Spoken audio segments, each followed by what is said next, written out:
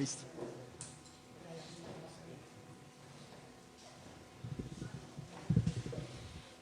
Amado Señor, gracias por este tiempo. Señor, queremos orarte por la vida del pastor Andrés, por traerlo a este lugar. Señor, permite que así como lo has hecho en otras oportunidades, tu palabra sea presentada delante de nosotros con esa manera. Señor, que entra en nuestro corazón. Te pedimos también, Señor, que estemos dispuestos a escuchar tu voz y a obedecerte, Señor. Muchísimas gracias. Quedamos en tu presencia. Llénanos con tu Espíritu Santo y háblanos a través de tu Escritura. En el nombre de Jesús. Amén.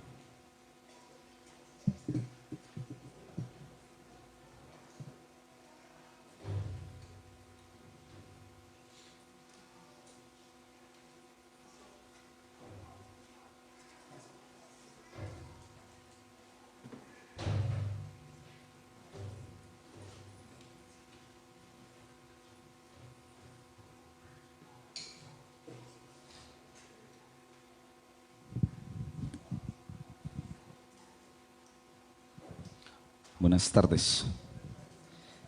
¿En esto cómo se sube?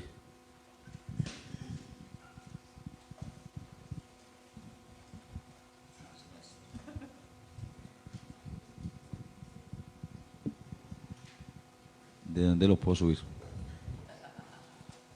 Que no se me... Del otro. Ah. Excelente, ahí está. Muchas gracias. Choy.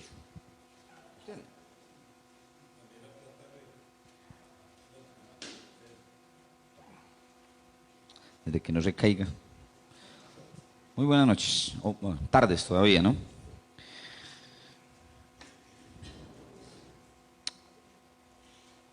Le invito para que abra su Biblia en el libro de Deuteronomio, en el capítulo 7. Hoy vamos a tener el final de la reflexión en este capítulo, en el capítulo 7, que sirve como cierre a una miniseriecita ahí en ese mismo capítulo, obviamente.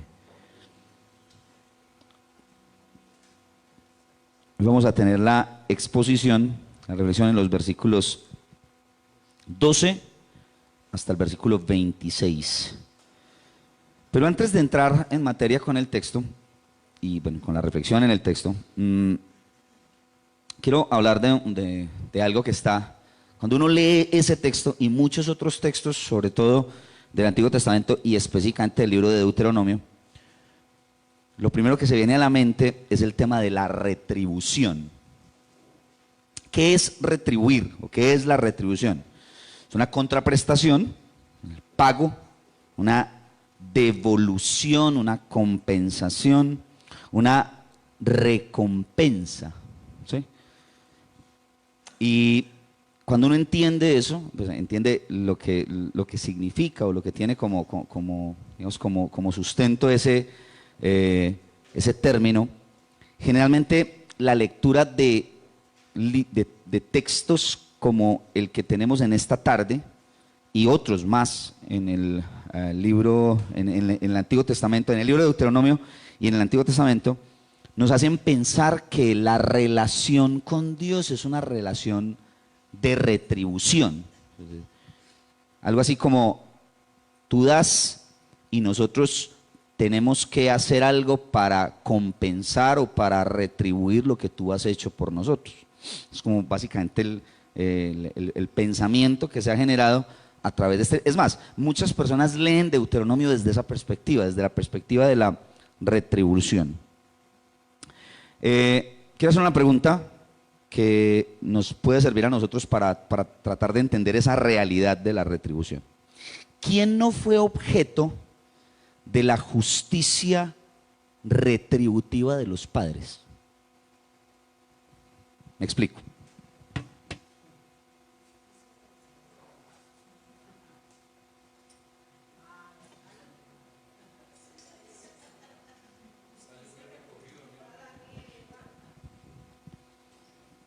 Vulgarmente este elemento se conoce como una correa o cinturón, En algunos casos, o para algunos, no fue correa, sino que fue una chancleta. ¿Sí? Pero técnicamente, este es un instrumento que sirve para llevar a cabo el juicio retributivo por un mal comportamiento. Sería una definición técnica de lo que significa este elemento. ¿Cómo funcionaba? Sencillo. El papá o la mamá hacían una advertencia y si el hijo no cumplía, lleve. Sí. Rejoventeado, ¿cierto? No me diga que usted nunca supo de eso, ¿cierto? Claro, yo sé, y aquí yo sé que cuando uno le mete en estos temas hay situaciones un poco complicadas de entender, pero actualmente son elementos que se encuentran casi que en vía de extinción, ¿cierto? La corrección positiva entró a jugarse un papel central en la formación de los hijos y a uno no se le puede ni ocurrir pues medio hablarle durito al hijo porque hasta allá lo miran a uno con ganas de denunciarlo a bienestar familiar. Esa es la realidad. Se me viene a la mente la historia que un amigo me contaba hace varios años de un amigo de él que él lo estaba visitando, estaba en la casa del hombre y estaban ahí y el hijo pequeñito, un niño como de 5 o 6 años, cansón de esas parvitas que no se lo aguantará la mamá de Tarzán, como dice uno, y el chino moleste y moleste jugando con una espada plástica de esas que son todas duras. Yo no sé si ustedes se acuerdan de las espadas de los Thundercats. ¿Sí? ¿Se recuerdan? Que venían de diferentes colores, que eran duras. Llega el chino y coge la espada y se acerca del papá y empieza a molestarlo. El papá, hijo, estamos aquí en conversación con amigos. Y el chino moleste y moleste y agarra la espada y le mete un espadazo al papá en la espalda. ¡Muere! Tipo apenas cerró los ojos, hizo una expresión de total dolor frente al golpe que acaba de recibir de su hijo de 7, 8 años. Y el tipo se levantó la camiseta y ahí tenía la marca de la espada. Y el papá le dice al niño: ay, hijo, así no te echarlo. Así no te echarlo. Si yo en algún momento hubiera hecho una vaina de esas delante de mi mamá, no estaría aquí para contarlo. Deuteronomio se ha utilizado, o se ha leído más bien, desde la perspectiva de la teología retributiva. Yo les doy, entonces ustedes deben darme. ¿Sí? Y algo así como: si haces esto, entonces recibes esto. Y claro, los textos que tenemos nosotros, por lo menos algunos de los que hemos leído, tienen un fuerte énfasis en esa realidad. Ahora, Deuteronomio es un libro que nos invita a nosotros a entender, a reconocer las consecuencias lógicas por las malas acciones, filtradas por la disciplina del Señor, pero junto con eso también los beneficios de obrar bien, de ser juicioso y de cumplir con los mandamientos que Dios ha dado. Si nosotros somos consecuentes con una lectura verdaderamente plana del texto y de lo que significa el texto, el amor de Dios por su pueblo es la base de los mandamientos. Lo hemos visto más de una vez. Casi todos los momentos en donde Dios está hablando de mandamientos concretos que le está dando a Israel, le está diciendo junto con el mandamiento que esto que se lo está dando es para que le vaya bien. Es una bendición. Finalmente, el centro no está en la justicia retributiva de Dios, que si no lo haces, lleve lo suyo, sino más bien desde la perspectiva del amor de Dios, que quiere cuidar a su pueblo. Ahorita vamos a ver un poquito de eso más adelante. Nuevamente, tratemos de entender el tema del pacto. Cuando estamos hablando de los mandamientos, estamos hablando de la manera en la que Dios le invita a Israel a que cumpla su parte del pacto en medio de esa relación con Dios. Cuando estamos hablando del pacto, nos tenemos que ir, por ejemplo, a Éxodo 19, el momento en el que Dios ya ha liberado a Israel de Egipto.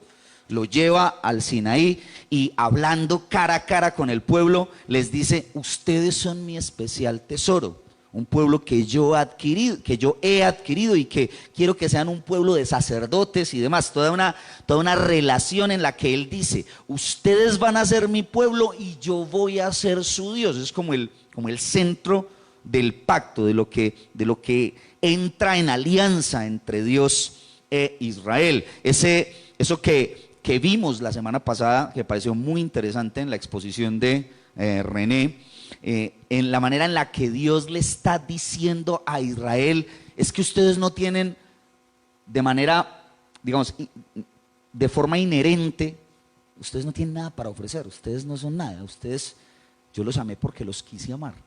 El amor mío hacia ustedes no es porque ustedes tengan una valía, ¿no? Realmente ustedes son el pueblo más insignificante. Y me pareció de una manera muy, muy pertinente el ejemplo precioso que utilizó René, hablando de el niño con síndrome de Down. Por lo menos en Medellín utilizó esa ilustración en el poblado, y llevándonos a entender cómo una familia adopta a un niño con Down. Un niño que posiblemente nadie hubiese querido adoptar, pero ellos como familia asumen el desafío y lo acogen. Entonces es como ver, no hay ninguna valía en la persona, pero se ama, se entrega y ese amor, un amor verdaderamente sacrificial, que es lo que Dios hace por Israel. Eso es lo que hemos visto hasta este momento. Dios le da los mandamientos a Israel en ese entrar en alianza, en ese entrar en pacto. Le da los mandamientos para protegerlo, para que las consecuencias lógicas del mal no le lleguen a Israel. Vamos a tratar de entender esto desde la siguiente perspectiva.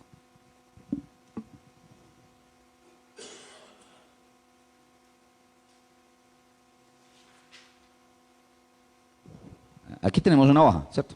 Una hoja de papel común y corriente. Lo que el mal generalmente le hace a la persona es que le produce consecuencias lógicas del actuar maligno en la persona.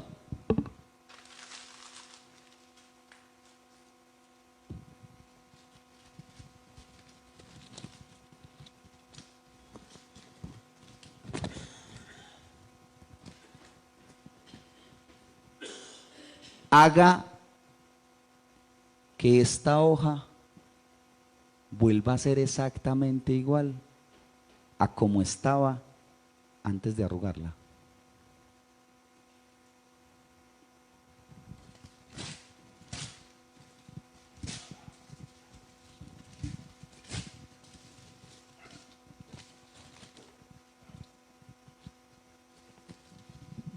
Péguela si quiere. Y nunca va a ser tal como estaba al principio. Las consecuencias lógicas del mal. La disciplina va por otro lado. Es decir, la disciplina es parte de la expresión del amor que corrige las malas acciones. Pero la actividad del mal en la persona que lo ha cometido es simple y sencillamente una consecuencia lógica de eso. Cuando dos chicos tienen relaciones sexuales antes del matrimonio, por ejemplo, corren el riesgo de quedar embarazados. Corren el riesgo. Es posible que no pase.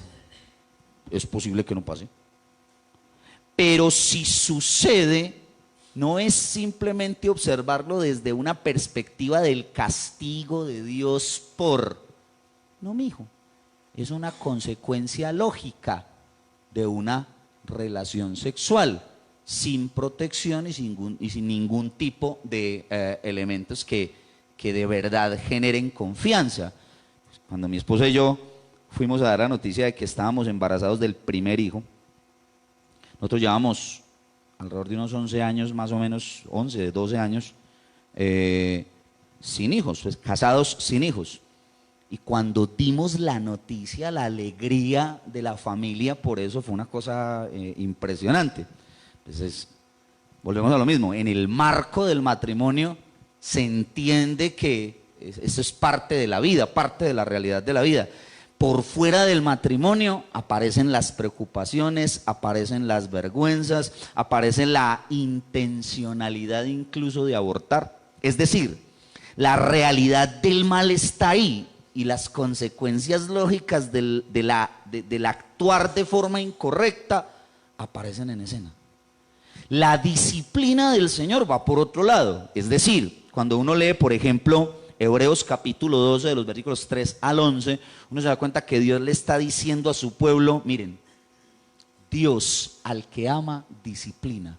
La disciplina correctiva que invita a cambiar, a virar el rumbo, forma parte del accionar de un padre amoroso con sus hijos y pasa dentro del marco de lo que somos nosotros como pueblo de Dios, como hijos de Dios. Así que los mandamientos son protección, son un vallado para proteger a Israel, para proteger a su pueblo. Dios quiere cuidar a Israel de deslizarse, de caer en la idolatría. Dios quiere que Israel sea protegido. Dios quiere que Israel entienda que su amor lo ha llevado a cubrirlo y por eso le da sus mandamientos. Los mandamientos son límites de bendición para Israel.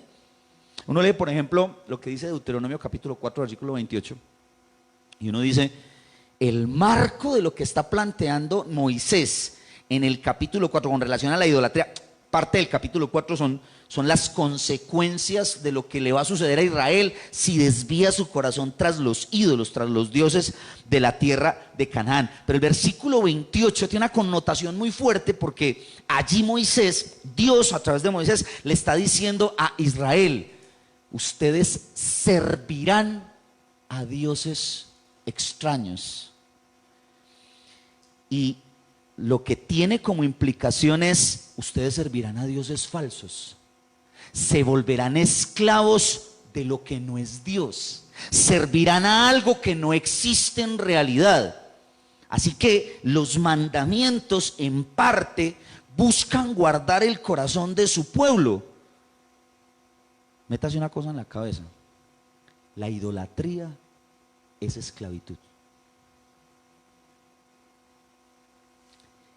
Todo pecado esclaviza, por eso es idolatría, porque nos lleva a nosotros a rendir nuestro corazón hacia aquello que estamos adorando. El pecado esclaviza, el pecado oprime. El pecado lleva a vivir con un corazón y con unos anhelos profundos de servirle, de rendir todo lo que somos ante el objeto de nuestra adoración. Todo pecado es idolatría. Y lo que Dios le está tratando de guardar a este pueblo es precisamente eso.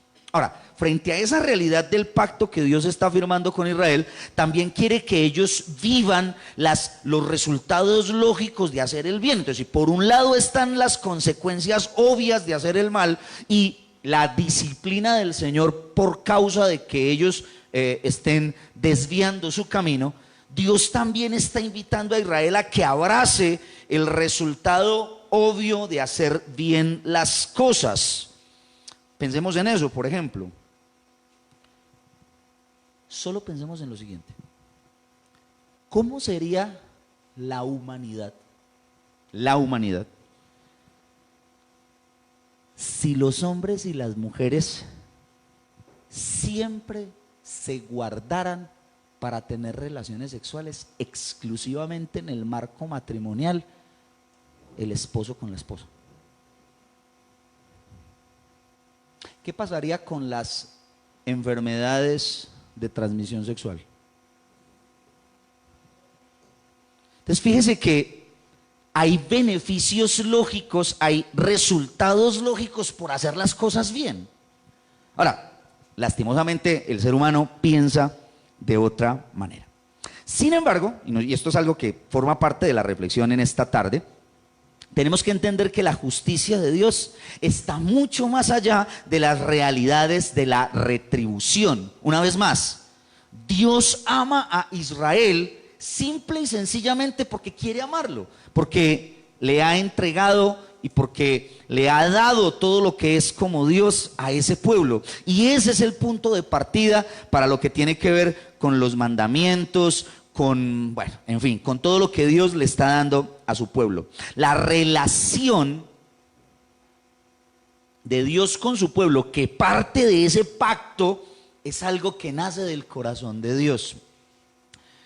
Para quienes estén interesados en el taller de Adorando al Dios que conocemos, que lo vamos a estar dando esta semana, y también se va a dar aquí en Llano Grande, uno de los temas que vamos a trabajar está relacionado con el título de esta predicación: Pacto de Gracia.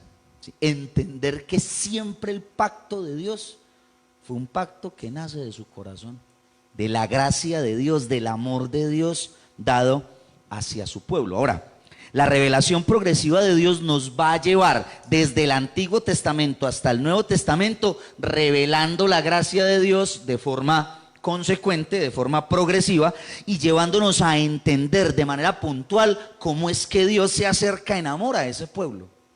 El Antiguo Testamento muestra los mandamientos de Dios, que entre otras cosas producen vida, son beneficio, bendición para el pueblo, y que van llevando de la mano de Dios a su pueblo hasta la manifestación gloriosa de Dios en la persona del Mesías en el nuevo pacto. Ese es el camino desde el Antiguo Testamento. Es decir, la ley, como dice el libro de Gálatas, sirve como un tutor, alguien que acompaña a Israel en ese caso y después a la iglesia en un proceso hasta que Dios, de manera abierta y totalitaria, cumple su pacto de gracia en la persona de Jesús. Así que nosotros no podemos hacer una lectura de este texto sin entender todo el caminar progresivo de Dios en su revelación. Y esto es muy importante porque leer los textos del Antiguo Testamento como si fuéramos judíos es un error para la iglesia.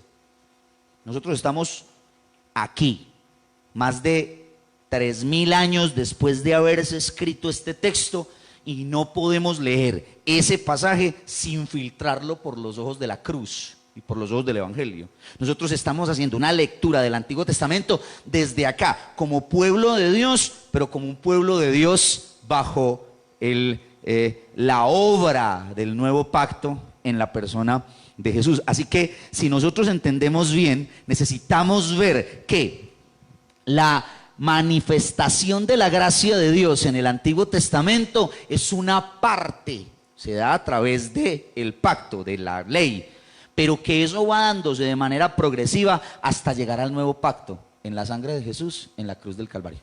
Eso es lo que nosotros vamos a tratar de mirar ahorita en el texto que tenemos en esta tarde. Eso nos lleva a pensar en algo que el pastor publicó, creo que fue ayer o esta mañana, el tema de las utopías celestiales a partir de las realidades terrenales. Es decir, algo a lo que nos quiere llevar el Señor, pero que nos va mostrando en un camino progresivo que se va dando acá, como seres humanos. Eso es lo que vivió Israel con el tema de la gracia. Entonces, si entendemos bien lo que hemos visto hasta ahora en Deuteronomio, tendríamos que decir que la obediencia a Dios no nace en los beneficios terrenales que Él produce. La obediencia a Dios nace en el amor que Él ha mostrado por su pueblo. Repito eso. La obediencia a Dios no nace en los beneficios terrenales que produce. Sí, ya vimos, si hay un mandamiento es para producir cuidado. Cuando yo le digo a mi hijo, no agarres ese cuchillo, cuando yo le digo eso a mi hijo, yo lo estoy queriendo guardar, yo lo estoy queriendo cuidar. Pero la obediencia que yo espero de Pablo o de David, de no agarrar ese cuchillo, no es simplemente para no mocharse una mano. Que entienda que yo quiero guardarlo, que yo lo amo y que yo lo quiero cubrir. Eso es lo que Israel necesita entender. Eso es lo que significa la revelación de Dios en ese proceso. Pero increíblemente, aunque nace de esa manera y no está centrada en el tema de los beneficios que produce, sí produce beneficios. Es como un círculo que vuelve a lo mismo, ¿cierto? No nace de los beneficios, pero los beneficios ya están. Nace del amor de Dios, nace de la entrega de Dios. Entonces, en esta tarde, después de una introducción de 20 minutos aproximadamente, vamos a tratar de entender, de observar dos realidades en las que Dios va a bendecir por medio del cumplimiento del pacto a su pueblo. Y esas dos realidades de manera puntual son las siguientes. Dios dará el sustento a Israel en Canaán, ¿cierto? Dios dará el sustento. Y la segunda realidad es, Dios será la protección de Israel. Esas son las dos realidades en las que Dios va a mostrar la bendición a través o por medio de el cumplimiento del pacto. El texto que tenemos nosotros es el siguiente, ya que Oscar se negó de manera alevosa a leerlo, nosotros sí lo vamos a leer. Vamos a leer desde el versículo 12 hasta el versículo 16 para tratar de entender la primera bendición, la primera realidad en la que Dios manifiesta su bendición. Por haber oído estos decretos y haberlos guardado y puestos por obra, Jehová tu Dios guardará contigo el pacto y la misericordia que juró a tus padres. Y te amará, te bendecirá y te multiplicará y bendecirá el fruto de tu vientre y el fruto de tu tierra, de tu grano, de tu mosto, de tu aceite, la cría de las vacas, de los rebaños, de tus ovejas y la tierra que juró a tus padres que te daría. Bendito serás más que todos los pueblos, no habrá en ti varón ni hembra estéril, ni en tus ganados, y quitará Jehová de ti toda enfermedad y todas las malas plagas de Egipto que tú conoces, no las pondrá sobre ti, antes las pondrá sobre todos los que te aborrecen. Consumirás a todos los pueblos que te da Jehová tu Dios, no los perdonará tu ojo, ni servirás a sus dioses, porque te serán de tropiezo. Dios dará el sustento. Si nosotros hacemos una lectura del texto una vez más, nos daremos cuenta que está hablando de producción, ¿sí?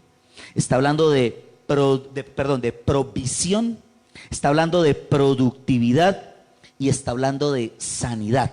Lo que Dios le está diciendo a Israel a partir del versículo 12, por haber oído estos decretos y haberlos guardado y puestos por obra, el Señor te bendecirá y te va a bendecir siendo tu sustento. Una vez más, ahí aparece el fantasma de la retribución. Si te portas bien, te va a ir bien. Paremos un momentico. Lo que Dios le está diciendo a Israel es: si tú guardas los mandamientos, habrá un resultado lógico de bondad frente a guardar esos mandamientos. Eso es lo que Dios le está planteando a Israel. Dios está cumpliendo el pacto, es decir, si nosotros somos honestos en la lectura del libro, nos tendremos que dar cuenta que Dios está cumpliendo el pacto a pesar de que no debería cumplirlo. Si no, volvamos otra vez hasta Éxodo. Éxodo 19, yo seré su pueblo, yo seré su Dios y ustedes serán mi pueblo. Pregunta, ¿Israel fue obediente a Dios hasta este momento? La respuesta es no. Pero Dios está cumpliendo el pacto. Nótese que una vez más, aquí, aunque el diálogo suena a retribución, lo que hay detrás es que Dios ha amado a Israel cuando Israel no se lo merece. Aunque esto suena como una respuesta consecuente, si tú haces esto, entonces esto, Dios ya le ha demostrado a Israel que el pacto hasta aquí y después el resto de la historia será igual, es un pacto de gracia. Suena retribución, pero Dios está cumpliendo. Yo juré a sus padres que les daría esta tierra y lo está cumpliendo cuando Israel no se lo merecía. Esa es la realidad que Dios está marcando delante del pueblo al darle estos mandamientos antes de entrar a la tierra prometida. Quiere guardarlos, quiere cuidarlos y les está diciendo: miren, si ustedes entran a la tierra prometida y guardan el pacto que yo sellé por amor a ustedes, ustedes serán bendecidos. Yo seré su sustento. Yo seré su provisión. Yo les daré productividad en las crías de sus animales, en sus mujeres. No habrá nadie estéril. Miren lo utópico de la propuesta de Dios para Israel. Todo será color de rosa, todo será maravilloso si ustedes guardan el pacto. Las leyes sanitarias. Cuando uno lee, y nosotros vamos a estar tomando las leyes sanitarias que van a estar en gran parte del libro de Deuteronomio, están allí simple y sencillamente para guardar a Israel, para que se cuiden. El tema de ninguna enfermedad caerá sobre ti.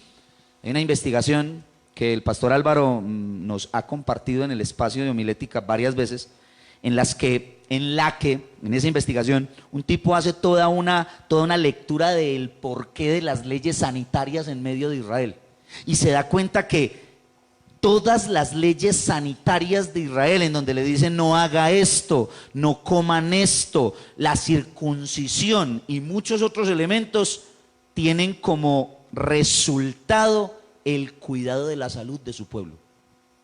Entonces, si nosotros hacemos la lectura del texto, tenemos que entender que cuando Dios le dice, yo seré su provisión, yo seré el que les dé la productividad, yo seré el que los mantenga sanos, esa realidad está pegada directamente con un resultado lógico de hacer las cosas bien. Parte de la bendición de Dios está precisamente centrada en eso. Ahora, esa realidad muestra no solamente la bondad de Dios por su pueblo, es decir, no solamente es una demostración de cómo Dios va a cuidar y va a guardar a Israel cuando Israel cumpla sus mandamientos, sino que también es invitarlo, es traerlo a la memoria a que el guardar los mandamientos sirvan como un antídoto contra la idolatría. Cuando Israel entre a la tierra prometida, se dará cuenta que todas las realidades de las deidades, de los ídolos de Canaán, están relacionados con cuestiones de la cultura y de la manera de vivir. Los cultos de la fertilidad, los dioses a los que se les rinde culto para que den la provisión. Dios está dándole un antídoto a su pueblo. Cuando entren allá, entiendan, el que les da la provisión soy yo, no esos dioses. Porque la tentación para Israel es mirar a Baal, es mirar a Aserá, es mirar a los Astartés y entender que son ellos los que les están dando la provisión a ellos. Dios les está diciendo, no, soy yo. Si ustedes cumplen mis mandamientos, se darán cuenta que soy yo el que los estoy sosteniendo en medio de la tierra. Es una bendición para ellos.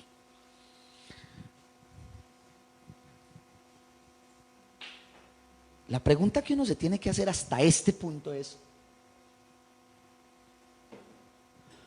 ¿cómo no amar y ser obediente a un Dios que está dando la provisión que Dios le está prometiendo a su pueblo?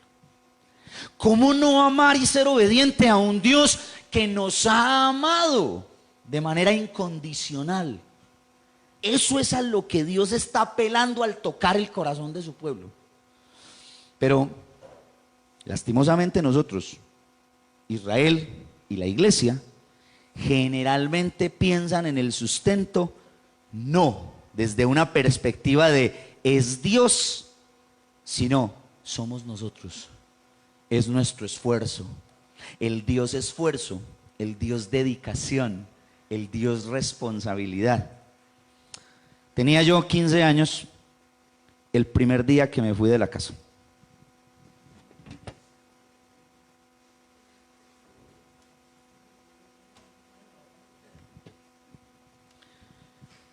Tenía un marranito, la verdad era más grande, no era tan chiquito como este. Y ahí tenía unos ahorros, estaba cargado de billetes, no tenía tantas monedas. Y enojado con mi mamá, le dije, me voy de la casa. Empaqué la maleta y agarré mi sustento, ¿sí? tenía todo planeado, había hablado con una tía que me iba a recibir en su casa y salí, ¿sí? Cuadré todo para irme, no quería vivir bajo el yugo que mi mamá me estaba imponiendo. Recuerdo muy bien que la noche en la que me fui de la casa, mi mamá fue a buscarme a la casa de unos amigos, en donde estaba pasando la tarde, para luego irme a la Terminal del Sur para viajar hacia la ciudad de Pereira. Para quienes de pronto no lo saben, yo soy de la ciudad de Pereira, ¿sí? Mamá fue y me amenazó, ¿sí? Fue y me habló de retribución, de una manera bien así, vea. Bueno, en realidad en ese tiempo no me pegaba con correa, ya me pegaba era con palo. Tipo contumaz y rebelde. Yo en mi corazón tenía claro que este era mi sustento. Mis decisiones estaban marcadas porque tenía el dinero suficiente para sostenerme por un buen tiempo mientras buscaba un trabajo o mientras me ponía a hacer cualquier otra cosa, pero tenía claro que yo mismo había labrado lo que significaba para mí el sustento. ¿Saben qué hizo Dios?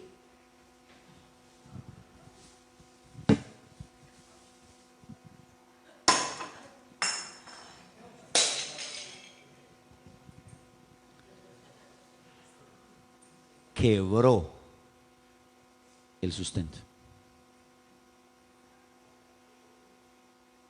Deshizo mi autosuficiencia y me llevó a pedirle perdón a mi mamá.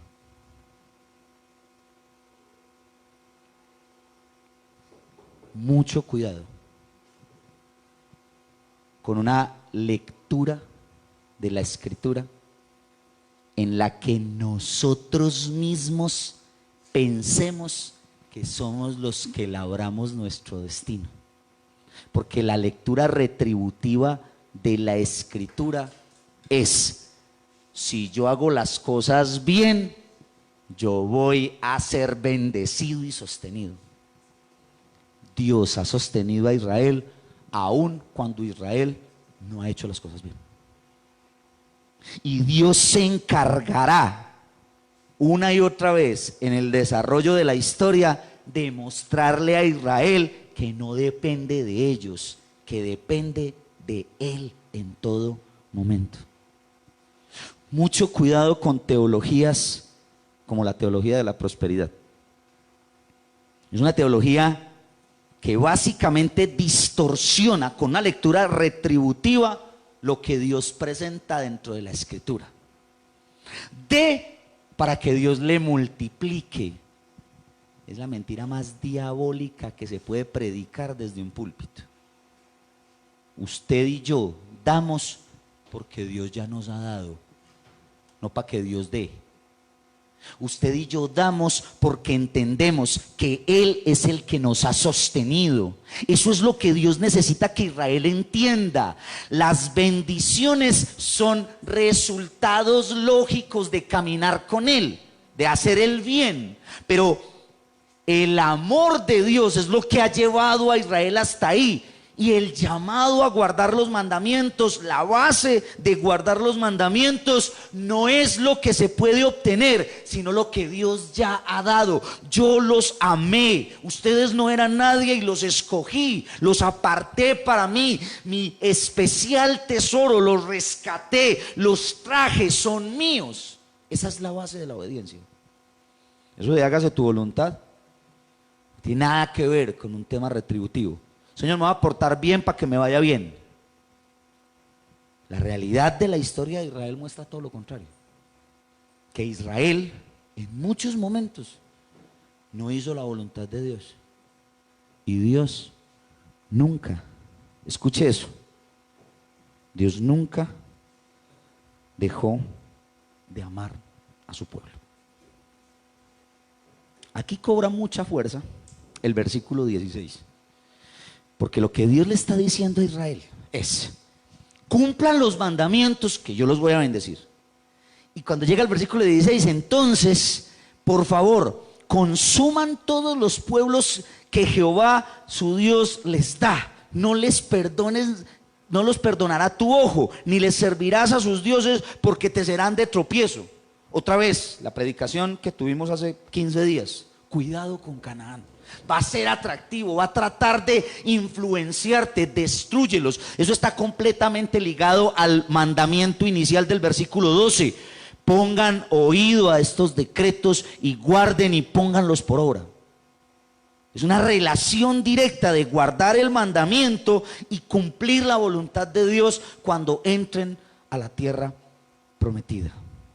El gran desafío de Israel es amar a Dios reconociendo que Él es el que les da todo lo que tienen. Adorarlo porque Él los ha amado profundamente. Y ahí está la pregunta: ¿cómo no amar a ese Dios? ¿Cómo no amar a aquel que ha dado todo por nosotros? Hay una señora que recuerdo mucho de la iglesia de donde yo vengo.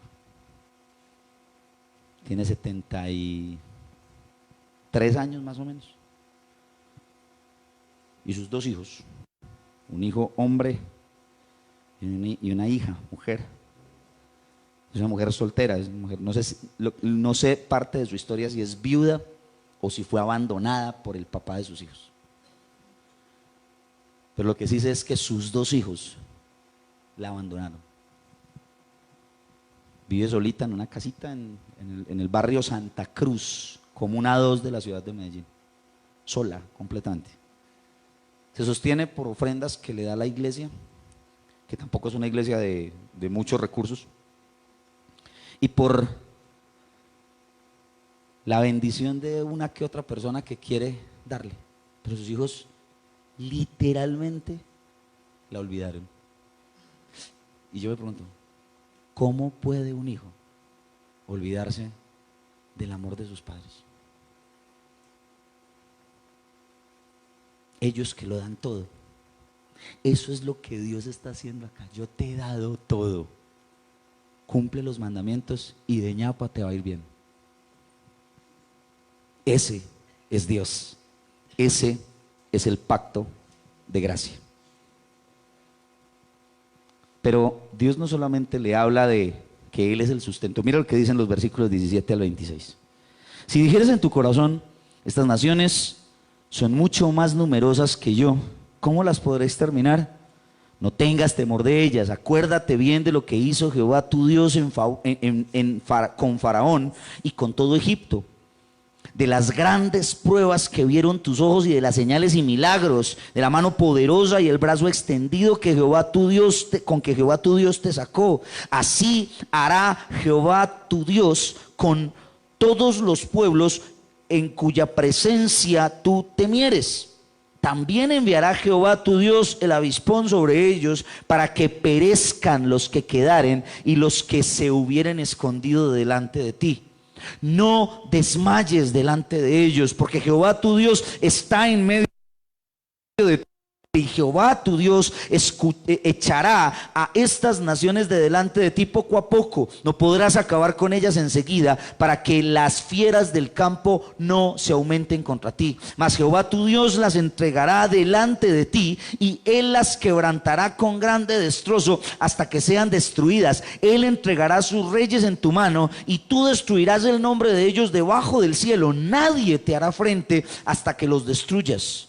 Las esculturas de sus dioses quemarás en el fuego. No codiciarás plata ni oro de ellos para tomarlo para ti, para que no tropieces en ello, pues es abominación a Jehová tu Dios. Y no traerás cosa abominable a tu casa, para que no seas anatema. Del todo las aborrecerás y las abominarás, porque es anatema. Si por un lado Dios está diciendo, yo voy a dar el sustento, por otro lado Dios le está diciendo al pueblo, yo seré tu protección. No temas. De la misma manera como Dios hizo en Egipto con el faraón, así hará en Canaán. Él peleará por ti. Dios le está mostrando una realidad de bendición a su pueblo. Yo seré tu protector, yo seré el que te cuide, no tengas temor, confía plenamente en mi palabra y en mi verdad. De la misma manera que te saqué de Egipto, que con mano poderosa un pueblo de esclavos venció a una de las potencias mundiales de la época, de esa misma manera lo haré otra vez con los cananeos. No les tengan temor. Soy yo el que voy a pelear la batalla. Soy yo el que voy a ir al frente. Los iré sacando poco a poco. Soy yo el que los voy a entregar en sus manos. Ustedes finalmente los van a destruir, pero soy yo el que les voy a dar la victoria. Esa realidad muestra que Dios está con Israel. Yo soy su Dios, es lo que Dios les está diciendo. Yo estoy con ustedes, yo camino a su lado, yo los voy a guardar, les voy a dar la victoria. Israel deberá esperar con paciencia y depender de Dios. No los iba a sacar de manera inicial de un solo tajo, como lo dijimos hace 15 días, haciendo alusión precisamente a este texto.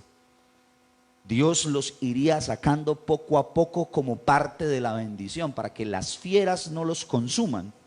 Pero Dios le está prometiendo a Israel: confía plenamente en mí, no les tengas temor. No se trata de ustedes, se trata de mí. No se trata de su fuerza, se trata de mi poder. No se trata de su capacidad, se trata de quién está con ustedes. Yo soy Dios. Como vencí a los egipcios y a sus dioses, así venceré a los cananeos y a sus dioses. Yo estoy por encima de todo. Es una bendición tremenda. Es el poder de Dios desplegado para cuidar, para proteger, para guiar a su pueblo. Nuevamente, aquí toma mucha fuerza los versículos 26, 25 y 26, que hacen alusión a lo que dijo el 16 y a lo que dice el 12. Guardar los mandamientos. En el 16 el énfasis es: consumirás a todos los pueblos que Jehová tu Dios te da. El versículo 25 y el 26 es: sus esculturas, todos sus dioses, las quemarás en el fuego, y no codiciarás ni su plata ni su oro para tomarlo para ti, para que no tropieces en ello, pues es abominación a Jehová. En el 16 es el consumir a todos los pueblos. En el 25 y el 26 es el consumir todos los elementos idolátricos. Pero el fondo de ambos puntos es lo que dice el versículo 12: por haber oído estos decretos y haberlos guardado y puesto por obra, Jehová tu Dios guardará contigo el pacto y la misericordia que juró a tus padres. El otro gran desafío de Israel es amar a Dios dependiendo de Él y su palabra, tal como había estado con ellos en Egipto y en el desierto. Estaría al frente para derrotar a sus enemigos y darles la tierra. Aquí tenemos dos realidades en las que Dios va a bendecir a Israel por medio del cumplimiento del pacto. Ahora, una vez más, estamos hablando de pacto de gracia.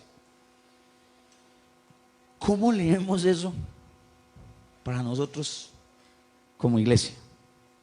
¿Cómo leemos esta realidad en el entorno de lo que somos nosotros como iglesia? ¿Cómo entendemos esto a la luz de la historia de Israel y de la propuesta del nuevo pacto? Porque está relacionado directamente una cosa con la otra. Israel nunca cumplió su parte del pacto. Eso es lo primero que tenemos que decir. Israel siempre, parado delante de Dios, tuvo que decir: no puedo, no soy capaz. Una y otra vez Dios para a su pueblo delante, le pone en el rostro su ley y le dice: mira lo que te he mandado y no lo has cumplido. La realidad es que Dios debió haber consumido a Israel desde el principio. Esto lo voy a ampliar en el taller qué vamos a hacer, pero creo que sirve para la ilustración en este momento. Dios entra en pacto con Israel en Éxodo 19. Y el pacto es: ustedes serán mi pueblo y yo voy a ser su Dios. Israel dice: amén, aleluya, vamos a cumplir. Cuando entran en pacto, Dios le dice: estos son mis mandamientos. Les da los mandamientos, es lo que se narra entre los capítulos 20 al 24 del libro de Éxodo. Cuando uno llega al capítulo 24 al final, Dios sella ese pacto con sangre, que implica que si el pacto se viola, el que viole el pacto morirá. Retribución. Israel dice: sí, cumpliremos el pacto. Entonces Dios, desde el capítulo 25 en adelante, comienza el proceso de construcción del tabernáculo. Le da los planos y le dice a Moisés: mire, esto es lo que ustedes tienen que construir. El tabernáculo como símbolo de la presencia de Dios en medio del pueblo. Es decir, cuando sellan el pacto en el capítulo 24 del libro de Éxodo, lo que sigue es: yo voy a cumplir lo que me corresponde. Voy a habitar en medio de ustedes porque yo voy a ser su Dios. Pero llega Éxodo 32. ¿Y qué pasa en Éxodo 32? Díganlo duro. El becerro de oro. Israel viola el primer gran mandamiento: no tendrás dioses delante de mí, no te harás imágenes. Israel hace la pachanga, construye el becerro y tiene la osadía de decir que un animal, que una imagen construida de oro fue la que los sacó de la tierra de Egipto. Es para tener más o menos lo que sucede. Ahí, en ese momento, Dios debió ejecutar el pacto. Ustedes lo violaron. Rejoventeado. La retribución, a cabo con todo, que no quede absolutamente nada. Eso es lo que debía haber pasado. Aparece un diálogo entre Dios y Moisés, los capítulos 33 y 34, en los que Moisés apela a la misericordia de Dios, apela al nombre de Dios. ¿Y sabe qué es lo que sucede a partir del capítulo 35 del libro del Éxodo? Cuando Dios tenía que ejecutar a Israel, Dios cumple su parte del pacto. Es un pacto de gracia. Capítulo 35 en adelante es la construcción del tabernáculo. Y usted se va hasta el capítulo 40 al final, dice que cuando terminaron la casa, cuando terminaron la tienda y levantaron todo, la gloria de Dios descendió sobre la casa y llenó toda la casa. Dios cumple cuando Israel no cumple. Y esa es la historia del Antiguo y del Nuevo Testamento. Dios siempre cumplió. Dios nunca deja de ser el Dios de su pueblo. Yo siempre hablo de mis hijos en las predicaciones. Usted dirá: pero qué molesta. No. Ustedes no se imaginan lo que significa para mí mi relación con mis hijos en torno a mi relación con Dios. Los que más me enseñan a mí en torno a eso son ellos. Cuando David la embarra, David, uno le advierte algo y él desafía mi poder y mi gloria. Y si usted es papá, pues yo me imagino que ha vivido el desafío de sus hijos muchas veces. No hagas esto, si no, pues de malas lo hago. ¿Ha pasado? ¿Sí? Más, y si usted le dice: hijo, eso no se hace. No, señor, a papito Dios no le gusta. No. Si tiene que... No se le olvide, esto es un instrumento valiosísimo, todavía se puede usar. Pero siempre que David la embarra y se le corrige por eso, se me acerca, me abraza y me dice: papá, perdón.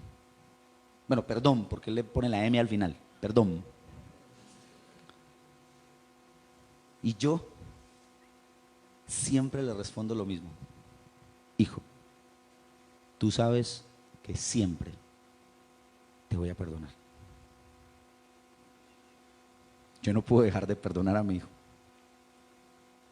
Ustedes, que posiblemente ya tienen hijos más grandes y hacen cosas mucho peores que las que puede hacer David a los 4 años y Pablo a los 2, bueno, no sé si las... Con Pablo sí, yo creo que puede ser más o menos por ahí. No, mentira, no, Pablito es muy buena persona. Mire su corazón. ¿Dejará usted de amar y de perdonar a sus hijos alguna vez en la vida? Si usted y yo, padres terrenales y pecadores, perdonamos a nuestros hijos siempre, imagínese el amor, la bondad y la misericordia eterna del Dios que ama a quienes no nos lo merecemos. La ley es la gracia de Dios en el antiguo pacto, pero esa gracia nos encamina hacia una gracia y hacia una manifestación de la gracia muchísimo más gloriosa. Cuando nosotros miramos hacia la cruz y recordamos de manera profunda lo que hizo Jesucristo en la cruz del Calvario por nosotros, entendemos que la manifestación de la gracia de Dios que transforma la realidad de la vida de su pueblo a través de la historia y de los tiempos y por la eternidad, es Dios mismo asumiendo el desafío de morir por los pecados de quienes no se lo merecen. Ese es el pacto de Dios, sellado con la sangre de Cristo en la cruz del Calvario. Ese es el mensaje del Evangelio. La ley es un regalo que nos sustenta, que nos protege, pero es un regalo de la gracia de Dios, porque en medio de nuestras imperfecciones y de nuestros incumplimientos y de nuestras realidades, nosotros tenemos una esperanza eterna que jamás se diluye. El regalo de la gracia de Dios, del Dios que se encarna, que se hace carne y viene a cumplir de una manera gloriosa el pacto en su carne y en su sangre. Utopías celestiales a partir de realidades terrenales. Dios nos permite ver la ley como un regalo de la gracia para que nosotros entendamos la imposibilidad de cumplirla, pero su amor manifestado una y otra vez en Israel y en la iglesia como pueblo suyo. Su pacto fue, es y será un pacto de gracia. Usted y yo nunca cumpliremos las estipulaciones de la ley. El Dios perfecto vino, las cumplió y murió para darnos el perdón de pecados a quienes no podíamos cumplirlas. Esa es la gracia de Dios que se manifiesta desde el Antiguo Testamento y en la persona de Cristo por la eternidad. ¿Qué tal si se pone en pie y oramos?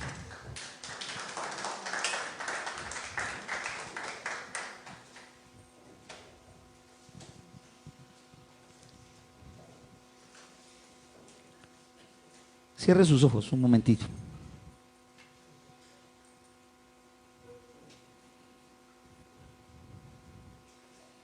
Mire su corazón.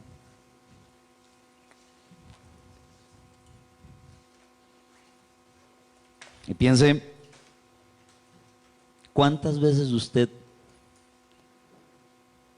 de pensamiento, de palabra, de hecho o de omisión, ha violado las estipulaciones legales que aparecen en la Escritura para el pueblo de Dios? en la inmensidad de nuestro pecado, en la multitud de nuestras maldades, en la regularidad en la que usted y yo apartamos nuestro corazón de Dios.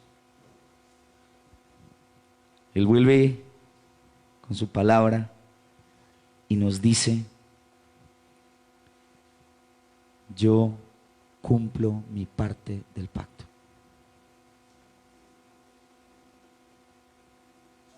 De pura gracia. Porque los he amado. Y porque mi amor es inagotable.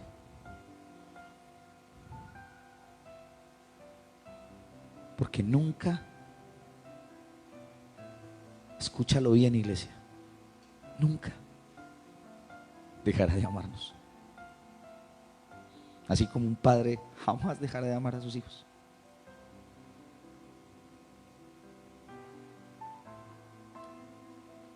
Es el amor de Dios que abraza, que da sus mandamientos para guardarnos, para cuidarnos, para bendecirnos. Y que en muchas ocasiones su disciplina se hará presente porque simple y sencillamente es lógico. Muchas veces en medio de nuestros pecados, las consecuencias lógicas de hacer el mal vendrán y nos alcanzarán y tocarán nuestra puerta y nos harán sentir humillados y golpeados. Pero su gracia bastará.